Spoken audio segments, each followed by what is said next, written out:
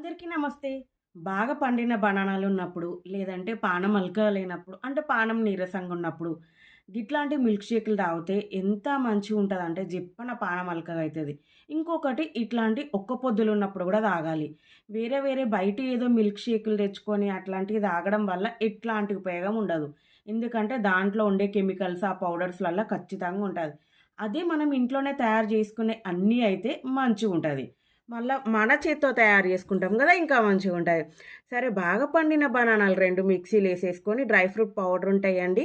నేనైతే పల్లీల ముద్దలు ఆల్రెడీ చేసి పెట్టుకున్నా గాబట్టి అవి 2 ఏసుకున్నాను. అన్నీ ఏసి మంచిగా ఒక్క నిమిషం అట్లా మనము దాన్ని మిక్సీ పట్టేసినామనంటే మంచి milk shake, healthy milk shake ready అయితది. ఎవ్వరైనా తాగొచ్చు. పిల్లలు, పెద్దోళ్ళు అందరూ. మంచిది హెల్త్‌కి గూడా చాలా మంచిది గాబట్టి. ఎప్పుడైనా సరే మీరు గిట్లా బాగా బనానాలున్నాయన్నప్పుడు, చెప్పినా గదా! పానం అల్కగా లేనప్పుడు ఒక్కసారి తాగి జూడండి. దీని రిజల్ట్ మీకే తెలుస్తది. సరే మీరు గూడా ట్రై జేసి కామెంట్ జేయండి. ఎట్లొచ్చిందో చెప్పండి. ఉంటా మళ్ళా అందరి పైలం. Thanks for watching. నచ్చితే ఒక లైక్ జేయండి. సబ్స్క్రైబ్ జేసుకోండి.